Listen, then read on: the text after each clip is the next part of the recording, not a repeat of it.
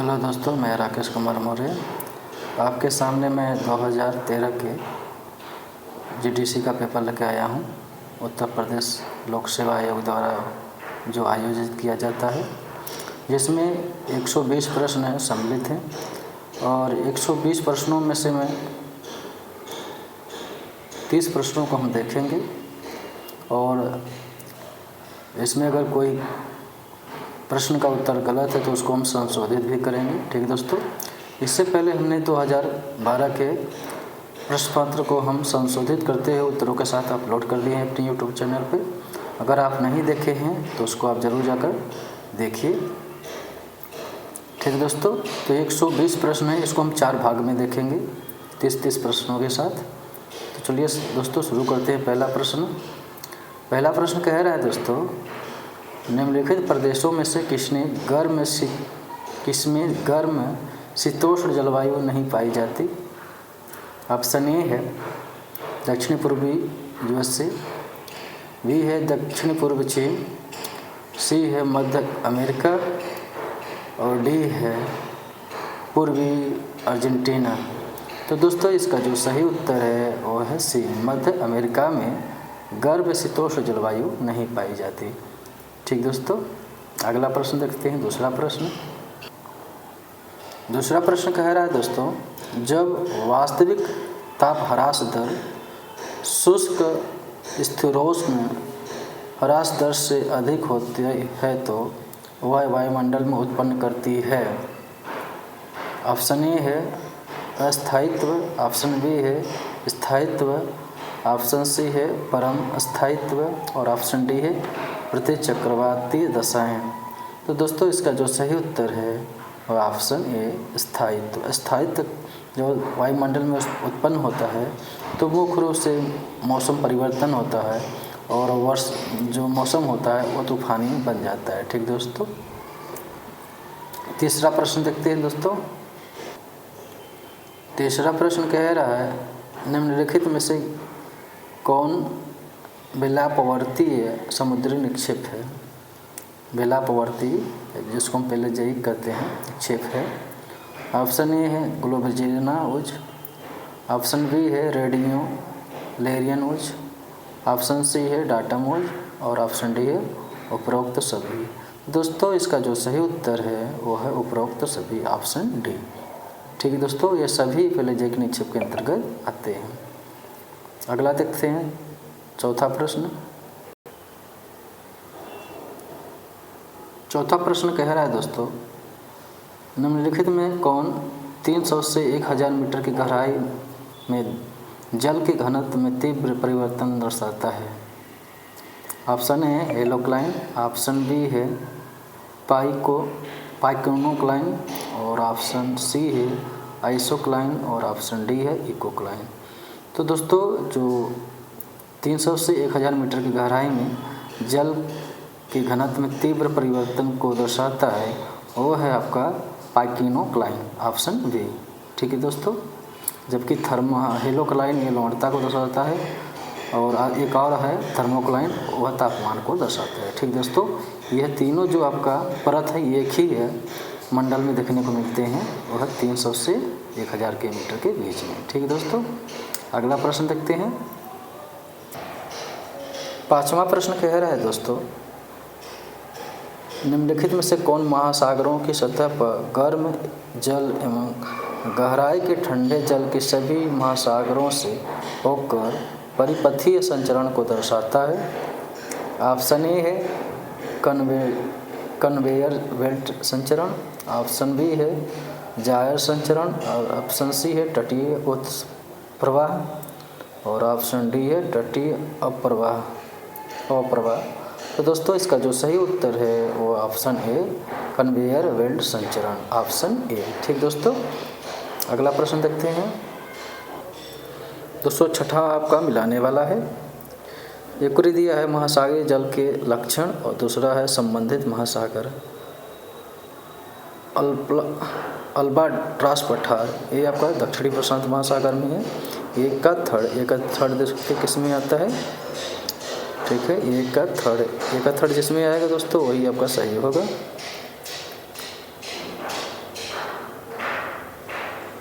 दोस्तों ये का थर्ड अगर देखा जाए तो आपका बी में आ रहा है। और देख लेते हैं टेलीग्राफ पठार। टेलीग्राफ पठार दोस्तों ये उत्तरी प्रशांत महासागर में बी का फर्स्ट देखते हैं दोस्तों। देखिए दूसरे में आपका ये आ रहा है सी एम्स्टर्डम पाल सेंट कटक, ये हिंद महासागर में सी का 4, देखिए सी का 4 आ रहा है, डी आ रहा है। और क्यूराइल गर्त ये आपका दोस्तों उत्तरी प्रशांत महासागर में है। ठीक दोस्तों, आपका दूसरा, ठीक है, डी का दूसरा यहाँ पे देखते हैं, बी देखिए सही है, इसका मतलब बी ऑप्शन सही है। ठीक दोस्तों, अगला प्रश्न देखते हैं। 7वां प्रश्न कह रहा है दोस्तों कोरल रीफ की उत्पत्ति का निमज्जन सिद्धांत प्रतिपादित किया था। ऑप्शन ए है H.B. स्वेडुप द्वारा, ऑप्शन बी है C.A.M. किंग द्वारा, ऑप्शन सी है डार्विन और डाना द्वारा, और ऑप्शन डी है W.M. डेविस द्वारा। तो दोस्तों कोरल की उत्पत्ति से निमज्जन सिद्धांत का प्रतिपादन या अवतरण सिद्धांत का प्रतिपादन जो किया गया है वो है डार्विन एवं डाना के द्वारा, ऑप्शन सी। ठीक दोस्तों, अगला प्रश्न देखते हैं। 8वां प्रश्न प्रवाल भित्तियों की उत्पत्ति का अवतरण सिद्धांत किसने दिया। देखिए दोस्तों ऊपर वाला 7 और 8 प्रश्न का उत्तर एक ही होगा क्योंकि एक ही प्रश्न है, वहाँ पर निमज्जन पूछ लिया और यहाँ पे अवतरण। तो इससे बहुत सारे जो विद्यार्थी होते हैं या परीक्षार्थी जो होते हैं वो बहुत कन्फ्यूजन में हो जाते हैं और अलग अलग ऑप्शन मार देते हैं। अगर ऑप्शन आपने सही से पढ़ा है तो आप इसका दोनों को उत्तर सही लगाएंगे। ऑप्शन ए है मरे, और ऑप्शन बी है डेली, सी है डेविस और डी है डार्विन। तो दोस्तों इसका जो सही उत्तर है वो है डार्विन, हमने पहले ही बता दिया, वो डार्विन इसका सही उत्तर है। दोनों प्रश्न एक ही है मगर पूछने का तरीका अलग अलग है। ठीक है दोस्तों, अगला देखते हैं। 9वां प्रश्न कह रहा है दोस्तों सारगैसो समुद्र की विशेषता है। ऑप्शन ए है अत्यंत ठंड जल, ऑप्शन बी है विशेष प्रकार की समुद्री वनस्पति, ऑप्शन सी है निम्न घनत्व का जल, ऑप्शन डी है अत्यधिक खारा जल। तो दोस्तों इसकी जो प्रमुख विशेषता है वह बी विशेष प्रकार की समुद्री वनस्पति है। ठीक है दोस्तों, अगला प्रश्न देखते हैं।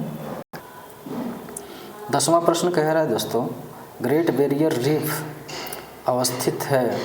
ग्रेट बैरियर रीफ अवस्थित है। ऑप्शन ए है दक्षिण अमेरिका के पश्चिम तट के समानांतर, ऑप्शन बी है निम्न घनत्व का जल, ऑप्शन सी है ऑस्ट्रेलिया के पश्चिम तट के समानांतर, और ऑप्शन डी है ऑस्ट्रेलिया के उत्तरी पूर्वी तट के समानांतर। तो दोस्तों इसका जो सही उत्तर है वो ऑप्शन डी, ऑस्ट्रेलिया के उत्तरी पूर्वी तट के समानांतर आपका ग्रेट बैरियर रीफ स्थित है। दोस्तों ये एक प्रकार का अवरोधक प्रवाल भित्ति है जो महाद्वीपों से थोड़ा सा दूर आपका अवस्थित होती है। ठीक है दोस्तों, 11वां प्रश्न देखते हैं दोस्तों। 11वां प्रश्न कह रहा है दोस्तों महासागरीय ज्वाराओं की उत्पत्ति के निम्नलिखित सिद्धांतों में से किसका प्रतिपादन सर जॉर्ज एरी द्वारा किया गया था। ऑप्शन ए है प्रागामी तरंग सिद्धांत, ऑप्शन बी है नहर सिद्धांत, ऑप्शन बी है स्थैतिक तरंग सिद्धांत, और ऑप्शन डी है संतुलन सिद्धांत। तो दोस्तों जो एरी द्वारा जो प्रतिपादित किया गया था वो किया गया था नहर सिद्धांत, ऑप्शन बी। जबकि अगर हम बात करें ऑप्शन ए का प्रगामी तो वेल द्वारा किया गया था। अगर सी की बात करें स्थैतिक तरंग सिद्धांत ये उलमैन और हैरिस के द्वारा किया गया था, और अगर डी की बात करें संतुलन सिद्धांत यह आर.जे. न्यूटन के द्वारा किया गया था। ठीक दोस्तों, अगला प्रश्न देखते हैं 12वां प्रश्न। ये भी दोस्तों सम्मिलित करने वाला है प्रदेश और प्रस्तावक। आर्थिक प्रदेश दिया गया था यह आपका दोस्तों राष्ट्रीय एटलस एवं थीमेटिक मैप संगठन द्वारा नेटमो द्वारा दिया गया था। तो ए का 4 किस में आ रहा है, ए में आ रहा है, ए का 4 ए में आ रहा है। और आर्थिक नियोजन प्रदेश यह दिया गया था दोस्तों पी सेन गुप्ता द्वारा। तो बी का फर्स्ट, देखिए बी का फर्स्ट आ रहा है। सी है भारत के नियोजन प्रदेश, यह दोस्तों दिया गया था आर.पी. मिश्रा के द्वारा। सी का दूसरा आ रहा है। ठीक है, सी का थर्ड भारत के नियोजन प्रदेश दोस्तों ये थर्ड आ रहा है इसमें।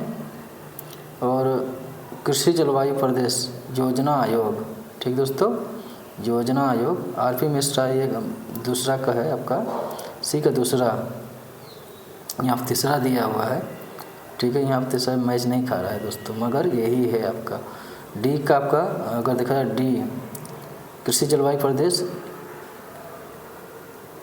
अगर ये एक 4 है अगर देखा जाए, ठीक है दोस्तों। ये इस तरह से देखते हैं अच्छे हम। डी का थर्ड भारत का योजना आयोग, ठीक है दोस्तों। डी का थर्ड किस में आ रहा है, यही आ रहा है आपका डी का थर्ड। और भारत के नियोजन प्रदेश बी सही आ रहा है, ये आपका सही सुमेलित, ठीक दोस्तों, ये आपका सही सुमेलित है, ठीक है। अगला देखते हैं 13वां प्रश्न कह रहा है दोस्तों, असमानता प्रकृति का नियम है परंतु साथ साथ यह विकास की बड़ी समस्या है। कारण कह रहा है असमानता एवं गरीबी प्रायः सहचारी होते हैं। तो दोनों सही है, मगर आर ए की व्याख्या नहीं कर रहा है, ठीक दोस्तों। तो इसका जो सही होगा वो बी सही होगा, ठीक है दोस्तों। अगला देखते हैं 14वां प्रश्न। 14वां प्रश्न है दोस्तों, निम्नलिखित विद्वानों में से किसने षटकोणीय बाजार क्षेत्र के गतिशील संतुलन की संकल्पना प्रतिपादित की थी। Option A W Christaller, B F Perroux, C A Losch, D J Friedmann.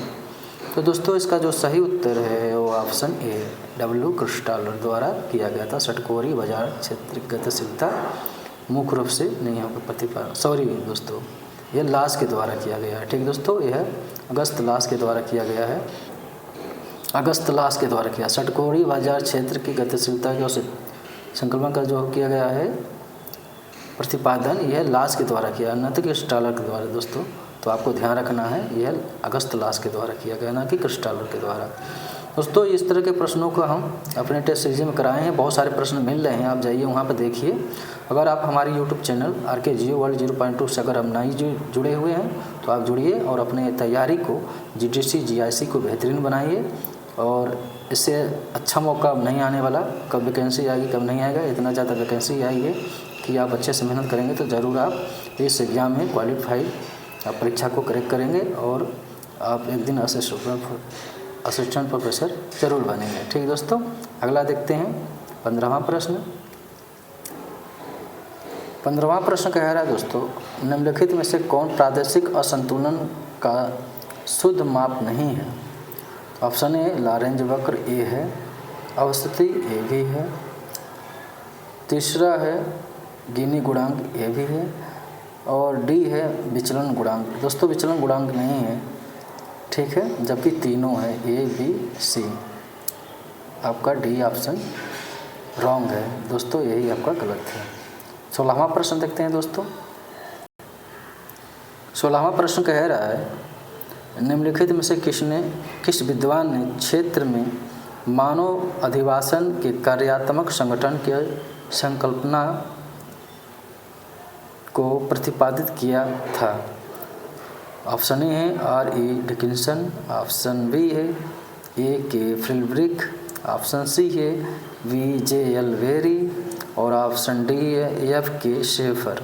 तो दोस्तों इसका जो सही उत्तर है वो ऑप्शन बी A.K. फ्रिलब्रिक। दोस्तों हम अपने टेस्ट सीरीज में हम ये बहुत सारे इसमें ये भी प्रश्न उसमें मिल जाएगा, आपको हमने कराए हैं, ठीक दोस्तों। इसमें देखिए बहुत सारे प्रश्न आपको हमारे टेस्ट सीरीज में मिल जाएगा, ठीक है दोस्तों। हम जो टेस्ट सीरीज कराए उसमें हूबहू इसी तरह के प्रश्नों को हमने कराए हैं, ठीक दोस्तों। तो आप जाके हमारे टेस्ट सीरीज को जरूर देखिएगा, इसमें हमने बेहतरीन प्रश्नों को सम्मिलित किया है जो आपके एग्जाम के लिए बहुत ही बेहतरीन रणनीति साबित होगा, ठीक दोस्तों। 17वां प्रश्न देखते हैं। 17वां प्रश्न कह रहा है दोस्तों, निम्नलिखित में से कौन विकेंद्रीकृत नियोजन का एक घटक नहीं है। ऑप्शन ए है राजनीतिक विकेंद्रीकरण, ऑप्शन ए है स्थानिक विकेंद्रीकरण, ऑप्शन सी है कार्यात्मक विकेंद्रीकरण और ऑप्शन डी है वित्तीय विकेंद्रीकरण। तो दोस्तों इसका जो सही उत्तर है वो ऑप्शन ए राजनीतिक विकेंद्रीकरण, 18वां प्रश्न देखते हैं दोस्तों। 18वां प्रश्न दोस्तों ये भी सुमेलित द्वारा है। दोस्तों अधिकतर इसमें प्रश्न आप सुमेलित द्वारा देखे हैं वो है आपका प्रादेशिक नियोजन से है। दोस्तों प्रादेशिक नियोजन और आपका जैव भूगोल, इससे सबसे ज़्यादा प्रश्न देखने को मिलते हैं इसमें। तो दोस्तों आप प्रादेशिक नियोजन और जैव भूगोल पर अधिक से अधिक अपनी पढ़ाई करें और अच्छे प्रश्नों को तैयार करें जो आपके जीडीसी जीआईसी के लिए बेहतरीन साबित हो। ठीक दोस्तों, ये कोई प्रतिपादक प्रतिमान दिया हुआ है या कोई प्रस्तावक दिया हुआ है। आर्थिक वृद्धि की अवस्था, तो ये दोस्तों रोस्टोव का है। एक थर्ड किस में आ रहा है देखते हैं। एक थर्ड सी में आ रहा है। ठीक दोस्तों, उसके बाद बजाज क्षेत्र सिद्धांत। दोस्तों हमने बजाज क्षेत्र सिद्धांत कराए हैं अपने टेस्ट सीरीज में, आप वहाँ जाके जरूर देखिएगा। ये सभी कराए हैं, जितने इसमें पूछा है सब हमने कराए हैं। ठीक दोस्तों, अलग अलग क्वेश्चन बना के कराए हैं, ये सभी उसमें मिल जाएगा आपको। बजाज क्षेत्र सिद्धांत दोस्तों ये CJ गाल्पिन का है। तो वी का फर्स्ट देखिए आ गया सी में। और क्रोड सीमांत प्रतिमान ये है आपका फ्रीडमैन का है। सी का फोर देखिए आ गया आपका। ठीक है, डी है इसमें। और संचयी उत्पादना प्रतिमान ये आपका किसका है मालूम, गुन्नार मिर्डाल का आपका है। तो डी का दूसरा देखिए, थर्ड में आपका दूसरा बी आ गया। तो यही सी आपका सही सुमेलित है। ठीक दोस्तों, आप हमारे टेस्ट सीरीज को जरूर देखिए दोस्तों, उसमें आपको बेहतरीन प्रश्न मिलेंगे जो आपको कहीं और प्लेटफार्म पे नहीं मिलेगा। ठीक दोस्तों, आप हमारे YouTube चैनल RK जी वर्ल्ड पर एक बार ज़रूर विजिट करें दोस्तों, वहाँ पे आप देखें। अब इसको एक बार देखें, आपको अच्छा लगेगा तो सब्सक्राइब और लाइक कमेंट जरूर करें। ठीक दोस्तों, एक बार जाकर वहाँ पे विजिट आप करें, देखें वहाँ पे जाके। ठीक दोस्तों, अगला प्रश्न देखते हैं। 19वां प्रश्न कह रहा है दोस्तों, निम्नलिखित में से कौन आर्थिक समन्वय का रूप नहीं है। ऑप्शन ए पारस्परिकता, ऑप्शन बी है पुनर्वितरण, ऑप्शन सी है पुनर्निर्माण और ऑप्शन डी है बाजार विनिमय। तो दोस्तों इसका जो सही उत्तर है वो ऑप्शन सी पुनर्निर्माण, ये आपका आर्थिक समन्वय का रूप नहीं है। ठीक दोस्तों, अगला देखते हैं। 20वां प्रश्न देखते हैं दोस्तों।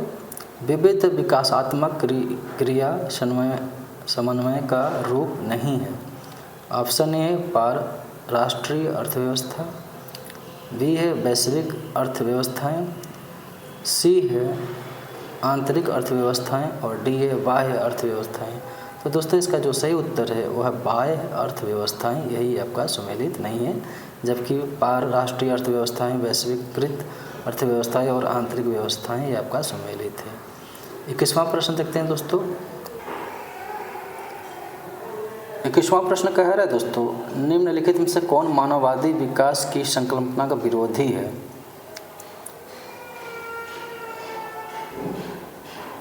ऑप्शन ए है सामाजिक मानव, ऑप्शन बी आर्थिक मानव, ऑप्शन सी है सांस्कृतिक मानव और ऑप्शन डी है संतोषक मानव। तो दोस्तों इसका जो सही उत्तर है वो है बी आर्थिक मानव। आर्थिक मानव जो मानववादी भूगोल का सबसे बड़ा मानववादी भूगोल जो दोस्तों ये है मानव को आर्थिक मानव को मशीन के रूप में परिभाषित करता है। ठीक है दोस्तों, यही आपका विरोधी हो जाता है। दोस्तों अगर बात करें मानववादी भूगोल का विकास 1970 में पिफू तुआन द्वारा किया गया था। ठीक है दोस्तों, तो आपको ध्यान रखना है। अगला देखते हैं 22वां प्रश्न। 22वां प्रश्न दोस्तों, आर्थिक आधार सिद्धांत रोजगार विभाजन के संदर्भ में नगरीय एवं प्रादेशिक आर्थिक वृद्धि की व्याख्या करता है। ऑप्शन ए है मौलिक एवं गैर मौलिक अर्थ प्रखंड में, ऑप्शन बी है मौलिक अर्थ प्रखंड में, ऑप्शन सी है गैर मौलिक प्रखंड में और ऑप्शन डी है निर्यात अर्थ प्रखंड में। तो दोस्तों इसका जो सही उत्तर है वो ऑप्शन ए मौलिक एवं गैर मौलिक अर्थ प्रखंड में। ठीक दोस्तों, 23वां प्रश्न देखते हैं। 23वां प्रश्न कह रहा है दोस्तों, लघु स्तरीय नियोजन एक अभिन्न अंग है। ऑप्शन ए केंद्रीकृत नियोजन का, ऑप्शन बी है विकेंद्रीकृत नियोजन का, ऑप्शन सी है आर्थिक नियोजन का और ऑप्शन डी है खंडीय नियोजन का। तो दोस्तों जो लघु स्तरीय नियोजन होता है वह विकेंद्रीकृत नियोजन का होता है। ऑप्शन बी यही आपका सही सुमेलित है। ठीक है दोस्तों, अगला देखते हैं 24वां प्रश्न। 24वां प्रश्न कह रहा है दोस्तों किसको भारत के नियोजन प्रदेशों की योजना में निचले गंगा मैदान को एक बृहद नियोजन प्रदेश के रूप में सम्मिलित किया गया है? ऑप्शन ए है राष्ट्रीय एटलस एवं थीमेटिक मानचित्र संगठन ने, ऑप्शन बी है पी सेनगुप्ता, ऑप्शन सी है आर.पी. मिश्रा और ऑप्शन डी है सदाशिवयुग। ठीक दोस्तों, तो इसका जो सही उत्तर है दोस्तों वो है ऑप्शन सी आर.पी. मिश्रा। दोस्तों हमने अपने टेस्ट सीरीज में इसको भी कराए हैं, आप जाके वहाँ ज़रूर देखिएगा। और हमने जितने भी प्रश्न अपने टेस्ट सीरीज में कराए हैं वो हमने बुकों से कराए हैं, ना कि हमने किसी पेपर से उठा के डाले हैं। ठीक दोस्तों, तो आप ज़रूर जाके हमारे एक बार यूट्यूब चैनल पे ज़रूर आप विजिट करें और वहाँ के टेस्ट को एक बार ज़रूर देखें कि हमारे टेस्ट की क्वालिटी क्या है और कितनी आपके लिए लाभदायक हो सकते हैं। ठीक दोस्तों, अगर आपके लिए लाभदायक होंगे तो लाइक और कमेंट और शेयर और सब्सक्राइब जरूर करें। ठीक दोस्तों, अगला प्रश्न देखते हैं 25वां प्रश्न। 25वां प्रश्न कह रहा है दोस्तों भारत में जनपद स्तरीय नियोजन के निर्माण एवं कार्यान्वयन का कार्य संपादित किया जाता है। ऑप्शन ए जिला मजिस्ट्रेट द्वारा, ऑप्शन बी है चेयरमैन जिला परिषद द्वारा, ऑप्शन सी है चेयरमैन नगर निगम द्वारा और ऑप्शन डी है चेयरमैन नगर विकास प्राधिकरण द्वारा। तो दोस्तों इसका जो सही उत्तर है वो ऑप्शन ए जिला मजिस्ट्रेट द्वारा। अगला प्रश्न देखते हैं दोस्तों 26वां प्रश्न। 26वां प्रश्न दोस्तों ये भी बायोज्योग्राफी से। देखिए दोस्तों, हमने बार बार कह रहे हैं कि प्रादेशिक नियोजन और जैव भूगोल को आप अच्छे से पढ़ें, इसमें से सबसे अधिक प्रश्न आपको देखने को मिलेंगे। 26वां प्रश्न कह रहा है दोस्तों निम्नलिखित सागरीय जीव कटिबंधों में से किसे प्रकाश मंडल भी कहा जाता है? समुद्र विज्ञान में भी मिल जाएगा, अब समुद्र विज्ञान में भी ये आपके मिल जाएगा। ऑप्शन ए हिडल पेलेजेइक जीवकटिबंध, बी कह रहा है ईपी पेलेजेइक जीवकटिबंध, सी कह रहा है मेसोपेलेजेइक जीवकटिबंध और डी कह रहा है बैथी पेलेजेइक जीवकटिबंध। तो दोस्तों इसका जो सही उत्तर है वो ऑप्शन बी ईपी पेलेजेइक जीवकटिबंध। ठीक दोस्तों, इसको प्रकाश मंडल के रूप में भी जाना जाता है। ठीक दोस्तों, अगला प्रश्न देखते हैं 27वां प्रश्न। 27वां प्रश्न दोस्तों निम्नलिखित में से किसने सर्वप्रथम स्थानिक पादप की संकल्पना का प्रतिपादन किया है? दोस्तों ये अपने टेस्ट सीरीज में मैं करा चुका हूँ, आप जाइए देखिए, वहाँ पे बहुत सारे प्रश्न मिल रहे हैं हमारे टेस्ट सीरीज का यहाँ पे। ठीक दोस्तों, ऑप्शन ए है जॉर्ज फॉस्टर, ऑप्शन बी है अल्फ्रेड रसेल वासाल, ऑप्शन सी है अगस्टिन डी कैंडोल और ऑप्शन डी है एडोल्फ ईगल। तो दोस्तों इसका जो सही उत्तर है वो option C Augustin de Candolle. ठीक दोस्तों, अगला प्रश्न देखते हैं 28वां प्रश्न कह रहा है दोस्तों जैव विविधता हॉटस्पॉट संबंधित नहीं है। ऑप्शन ए हिमालय से, ऑप्शन बी है पश्चिम घाट से, ऑप्शन सी है उत्तरी पूर्वी क्षेत्र से और ऑप्शन डी है विंध्य से। तो दोस्तों जो हॉटस्पॉट संबंधित नहीं है वो ऑप्शन डी विंध्य से संबंधित है, विंध्य से संबंधित नहीं है। ठीक दोस्तों, जबकि हिमालय पश्चिम घाट उत्तरी पूर्वी हिमालय से संबंधित है। ठीक दोस्तों, अगला देखते हैं दोस्तों जैव विविधता जीवी विविधता अधिनियम भारत की लोकसभा ने निम्नलिखित में से किस वर्ष पारित किया था? ऑप्शन ए है 2005 में, ऑप्शन बी है 2001 में, ऑप्शन सी है 2002 में, ऑप्शन डी है 2007 में। तो दोस्तों लोकसभा द्वारा जैव विविधता अधिनियम 2002 में पारित किया गया था। ऑप्शन सी 2002 में लोकसभा द्वारा मुख्य रूप से जैव विविधता अधिनियम पारित किया गया था। इस 2013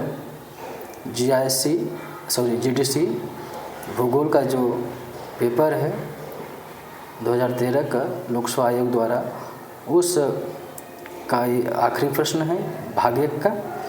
आगे हम देखेंगे 3 और भाग 30 प्रश्नों का, तो आपको ध्यान रखना है। ठीक दोस्तों, हम प्रश्न पत्र हल करा रहे हैं और संशोधन भी करा रहे हैं। बहुत सारे प्रश्नों का उत्तर भी गलत दिया गया है। ठीक दोस्तों, तो उसको हम संशोधित भी कर रहे हैं। अगला प्रश्न देखते हैं दोस्तों 30वां प्रश्न। 30वां प्रश्न कह रहा है दोस्तों जंतु विसरण के निम्नलिखित प्रकारों में से कौन सा एक दीर्घकालिक सूखा के कारण होता है? ऑप्शन ए बलात् विसरण, ऑप्शन बी क्रमशः विसरण, ऑप्शन सी बायोकोर विसरण और ऑप्शन डी है एनीमोकोर विसरण। तो दोस्तों इसका जो सही उत्तर है, जब जंतुओं का दीर्घकालिक सूखा के कारण जो विसरण होता है उसको कहा जाता है बलात् विसरण, मतलब बलपूर्वक विसरण होता है। यह ऐच्छिक नहीं होता, अनैच्छिक होता है। तो दोस्तों इसका ऑप्शन ए बलात् विसरण। ठीक दोस्तों, तो दोस्तों ये रहा 30 प्रश्न 2013 के जीडीसी का ज्योग्राफी का पेपर।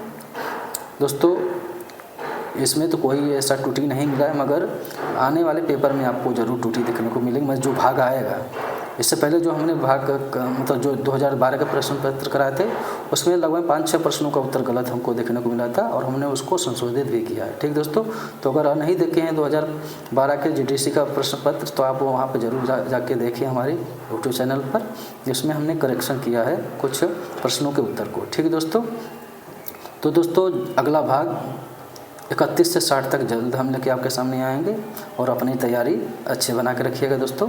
धन्यवाद दोस्तों।